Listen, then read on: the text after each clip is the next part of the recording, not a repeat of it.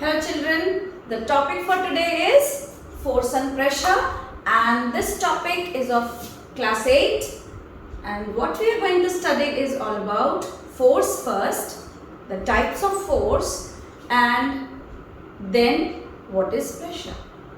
So regarding force is something, an energy that is always applied to move an object from rest to motion or stop an object which is in motion to rest.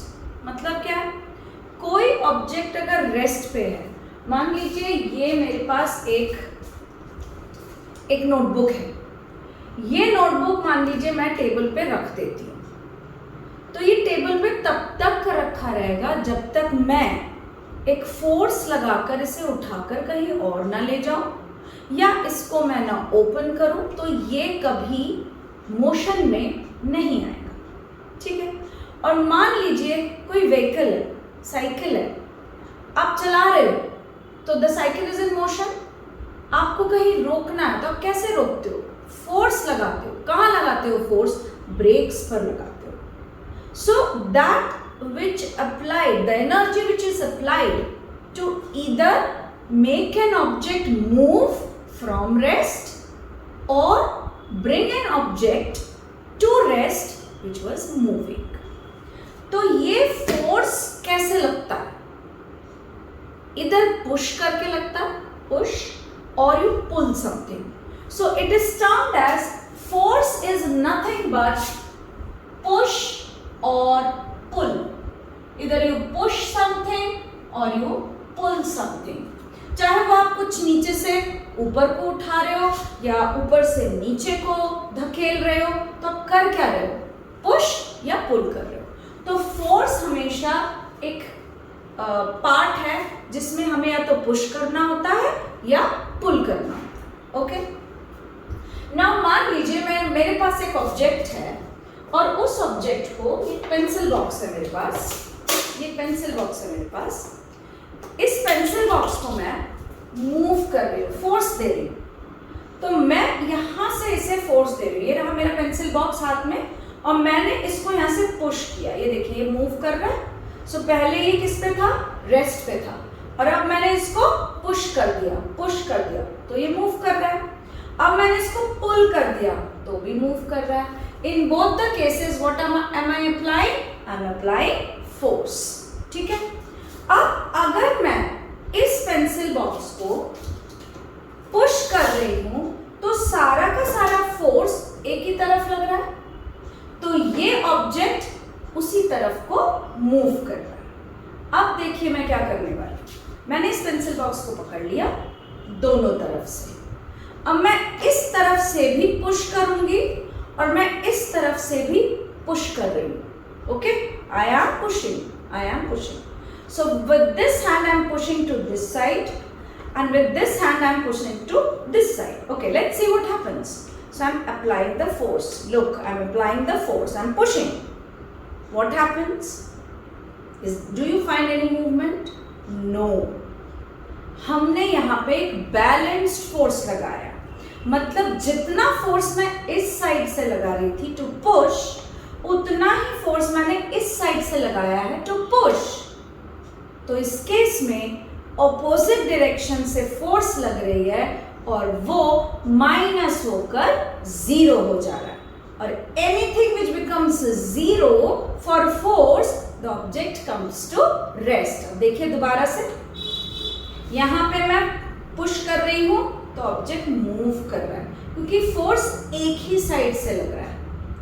अब मैंने दोनों side से opposite forces लगाई, opposite forces, no movement.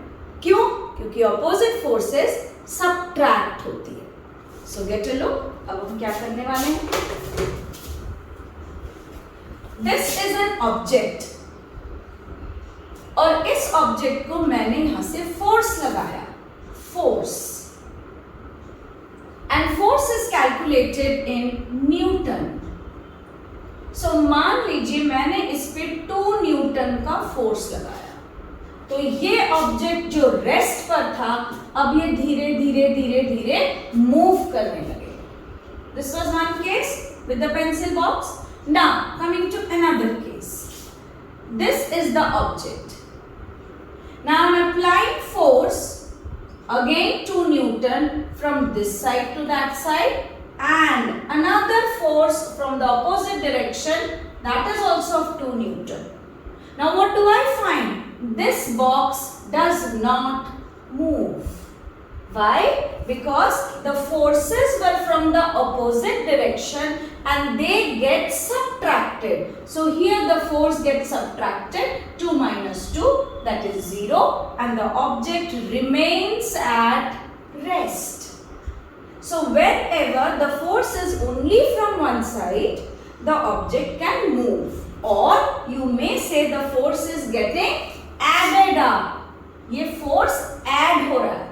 चाहे आप कितने और लोगों को ले आइए और सब एक साथ एक बॉक्स को पुश करिए तो आप क्या कर रहे हैं? फोर्स को एड ऑन कर रहे हैं और तभी वो फोर्स के कारण वो ऑब्जेक्ट मूव कर रहा है. और यहाँ पे क्या हो रहा है? ये ब्लॉक है, हमने दोनों तरफ से ऑपोजिट फोर्सेस लगाई हैं. बॉक्स नहीं मूव करेगा क्योंकि सेम फोर्स लग रहा है. एक केस और है, वो भी देख लीजिए. This is the third case. इसमें भी हम ऑपोजिट डायरेक्शन से ही फोर्स लगाएंगे. देखिए ये हमारा ऑब्जेक्ट है. इस ऑब्जेक्ट को मैंने इधर से भी पुश किया है. I have applied 3 Newton of force from this side, whereas from this side I am applying 6 Newton of force. ठीक है दोनों फोर्सेस ऑपोजिट डायरेक्शन से, पर इधर से मैंने ज्यादा फोर्स लगाया. हमें सब ट्रैक करना है क्योंकि ये ऑपोजिट डायरेक्शन में. तो 6 minus 3 is 3 न्यूटन. अब जो 3 न्यूटन का ये एक्स्ट्रा फोर्स लग रहा है वो किस तरफ से आ रहा है? From this side. And where is the force going to? This side. तो अब ये बॉक्स मूव करता हुआ हमें इस तरफ दिखेगा with the help of this 3 Newton extra force. So you should remember that if the force is applied from only one direction, then the object moves because of the added external force. And if the force is applied from the opposite direction, then it gets subtracted. And by subtracting, if we get the answer being 0, then the object is not moving because equal forces were placed from both the sides in opposite direction. But in case of this, यहां पे हमने क्या किया? Opposite direction से force तो लगाया, but एक तरफ का फोर्स ज्यादा था ऑपोजिट डायरेक्शन से. कई बार हमारे में झगड़े होते हैं, आपने देखा होगा. पुश कर रहे हैं बच्चे एक दूसरे को, तो जिसका पुश ज्यादा लग गया थोड़ी देर तक तो वो लड़ते हुए एक ही जगह खड़े रहते हैं because the push is equal.